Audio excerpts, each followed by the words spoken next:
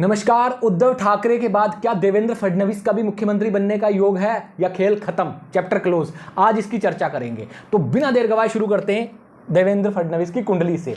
कर्क लगन की कुंडली है और कुंडली में मंगल नीच का बैठा हुआ है और 8वें घर में लग्नेश बैठा हुआ है। मतलब जब आदमी को कल्पना नहीं होती तब तब फल मिलता है।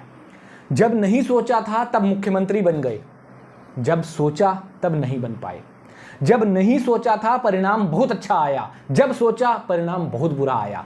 यह है देवेंद्र फडणवीस की कुंडली। कुंडली में लग्नेश जो है वो 8वें घर में बैठा है, मंगल लग्न में बैठा हुआ है, सूर्य बैठा हुआ है अपने ही मित्र राशि में, तो इसलिए प्रभावशाली है। बुध बैठा हुआ है, आदित्य राजयोग बनाता है, लेकिन बुध अपने शत्रु चंद्र की राशि में बैठा है, इसीलिए अच्छा तो है। सूर्य के साथ प्रभाव में सूर्य के हिसाब से गणित दे रहा है, लेकिन वैसे अच्छा नहीं है। उसके बाद बृहस्पति जो है वह चतुर्थ घर में बैठा हुआ है और 10वें स्थान को देखता है, मतलब राज दरबार से बढ़ोतरी करवाता है। लेकिन मुद्दे की बात क्या है? आपके मन में यही सवाल होगा कि मुख्यमंत्री बनेगा आदमी कि नहीं बनेगा? जो डिप्टी सीएम बन गया मुख्यमंत्री से, क्या वो फिर से मुख्यमंत्री बन पाएगा?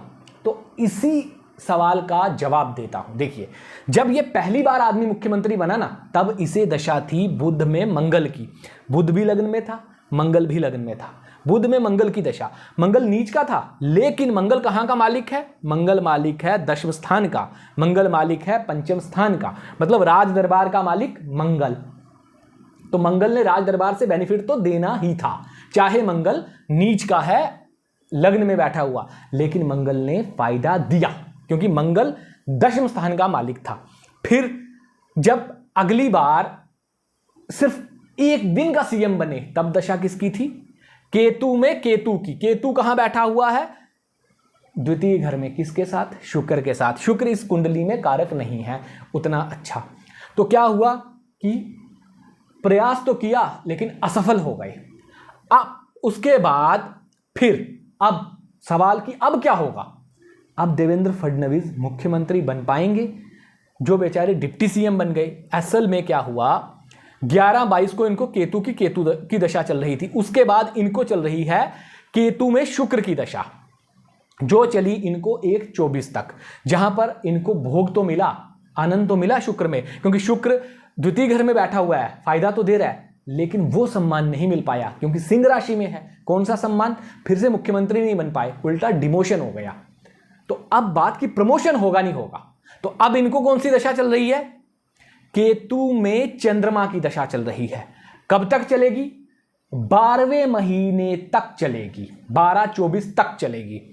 अब 12-24 मतलब चुनाव के परिणाम कब तक आएंगे? यह डिपेंड करेगा कि देवेंद्र फडणवीस फिर से मुख्यमंत्री बनेंगे या नहीं बनेंगे।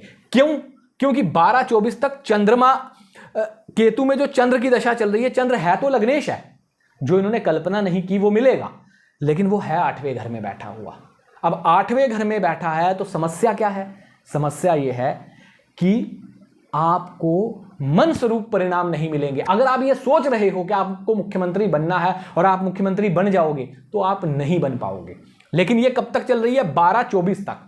अगर बीजेपी ये कहे कि हम देवेंद्र फडणवीस को आगे करके फिर से मुख्यमंत्री बनाएंगे, तो 12-24 तक ये योग नहीं है। अगर 12-24 से पहले पहले चुनाव हो जाते हैं, परिणाम आ जाते हैं, तो देवेंद्र फडणवीस बिल्कुल भी मुख्यमंत्री नहीं बन सकते।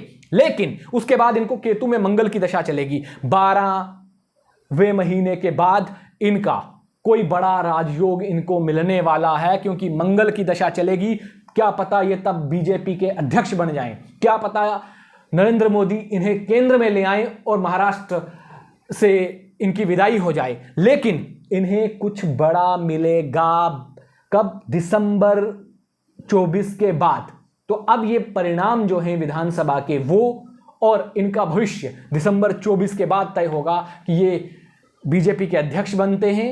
ये अगर अध्यक्ष नहीं बनते तो केंद्र में कोई मंत्री पद मिलता है इन्हें, या कुछ ना कुछ तो ये बनेंगे। तो देवेंद्र फडणवीस की कुंडली 12वें महीने तक मुख्यमंत्री का योग नहीं है। उसके बाद अगर चुनाव होते हैं तो निश्चित तौर पर इन्हें कोई ना कोई पद जरूर मिलेगा। तो देवेंद्र फडणवीस की कुंडली में इतना ही। एकनाथ शिंदे की कुंडली लेकर कल हाजिर होऊंगा और बात करेंगे क्या उनमें भी है मुख्यमंत्री बनने का योग या खेल खत्म। उद्धव की तो मैंने आपको पहले ही बताई थी। बहुत बहुत धन्यवाद।